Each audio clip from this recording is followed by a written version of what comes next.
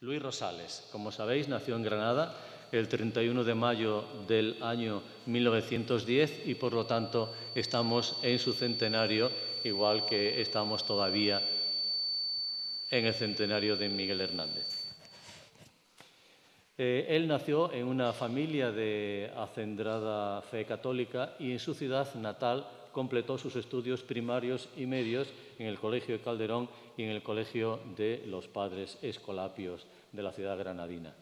Joaquín Amigo, un intelectual granadino asesinado en la Guerra Civil, lo alentó para que cultivara la vena poética que ya parecía brotar de un manantial virgen en una lectura que dio de sus poemas en el Centro Artístico de la ciudad de la Alhambra en 1930, por lo tanto, cuando andaba por los 20 años. Fue Joaquín Amigo quien lo puso en contacto con Federico García Lorca, a quien visitó en la Huerta de San Vicente en el verano ese de 1930. Como era bastante normal en aquella época, Rosales inicia en su ciudad natal las carreras de Letras y Derecho, pero Joaquín Amigo lo anima a trasladarse a Madrid para estudiar Filología Románica en la nueva Facultad de Filosofía y Letras, donde ya está en septiembre de 1932. El poeta siempre agradecería aquel benéfico influjo de su paisano, recordándolo en varios momentos de su obra y llamándolo mi amigo, mi pundonor, mi maestro.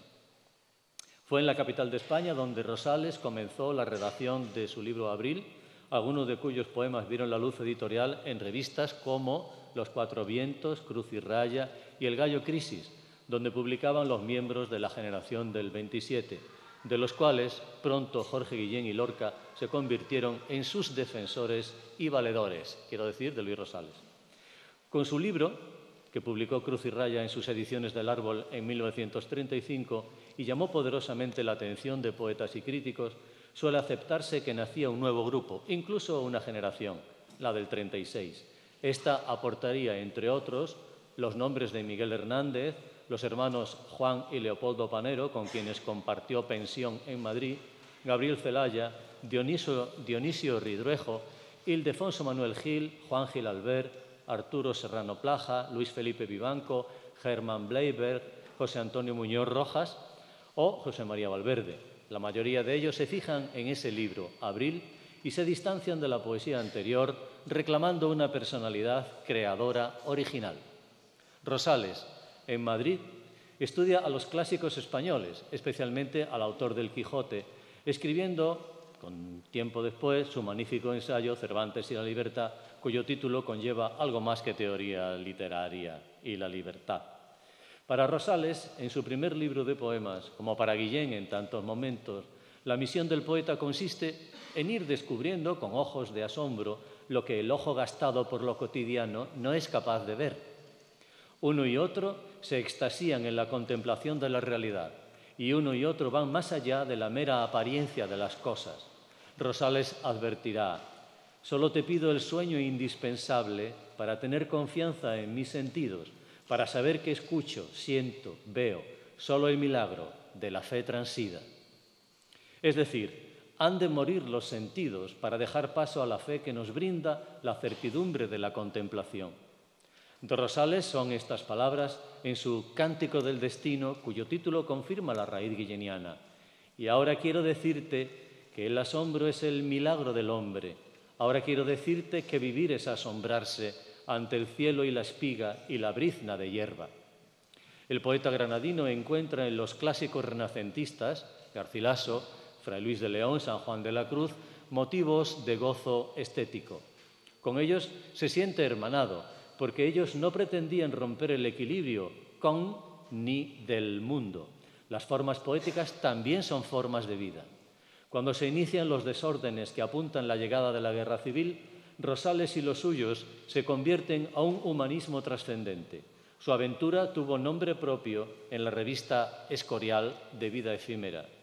La Guerra Civil, con el episodio de la muerte de Federico García Lorca, dejó marcado a Luis Rosales y condenado por muchos, pues lo consideraron, cosa que no fue así, copartícipe en la misma. El asesinato de Lorca y la prisión y muerte posterior de Miguel Hernández supusieron el desmembramiento de su generación, la mayoría de cuyos miembros quedaron en España y se dedicaron a cumplir su destino poético personal por los caminos del intimismo. Pero habían encontrado un camino nuevo, distinto al de la generación que se había convertido en su maestra. Ellos trataban de rehumanizar la lírica, también contraponiendo la figura de Garcilaso, cuya poesía era más natural y equilibrada a la de Góngora, cuya exuberancia verbal habían celebrado los del 27. No rechazan el magisterio formal y estético del 27, pero buscan nuevos derroteros a su poesía. El mismo Rosales explicó: Vallejo y Neruda, junto con Federico, son los primeros en quitar a fondo el juego de la poesía, en efectuar un quiebro sobre la experiencia de la vanguardia. Ya en Trilce, de César Vallejo, se incorpora el mundo sensible, sensitivo, anímico, afectivo. Luego Neruda y Lorca incorporan la pasión desnuda, en bruto, la pasión que busca el metal en la entraña de la mina. Sin estos tres poetas no se entendería mi poética, dice Rosales, aunque convenga recordar los aportes anteriores, la trascendencia unamuniana, la ironía machadiana, la greguería ramoniana y, añadimos nosotros, la poesía de Bécquer. La nueva fórmula poética expresiva sería para Rosales el poema lírico-épico, el poema total, donde se narra la vida del hombre, se descubre su entorno, que medita filosóficamente, narra, muestra como puede mostrar el cine, reúne y sintetiza todos los géneros literarios. No es una sucesión de cantos líricos que se van sumando, sino un poema unitario. A esta concepción poética, Luis Rosales la denominaría poesía total. En enero de 1941, y con solo 5 días de diferencia, mueren sus padres, escribiendo entonces un poemario a su madre que tituló El contenido del corazón, dedicado a la madre y al mundo familiar definitivamente roto ya. A continuación publicaría La casa encendida en el 49 y Rimas en el 51, de tal manera que los 3 libros abordan temas parecidos y se convierten en la trilogía fundamental de nuestro poeta granadino.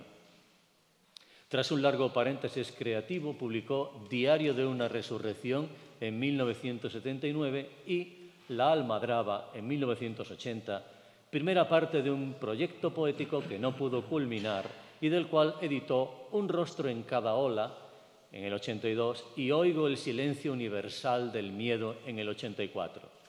Dejó muchos proyectos sin terminar. En 1979 había dicho: no he terminado nunca nada de lo que he empezado. Proyecto con demasiada ambición. Quiero redactarlo con justeza y no me llega el tiempo ni la ilusión. Me moriré cualquier día siendo un escritor en ciernes.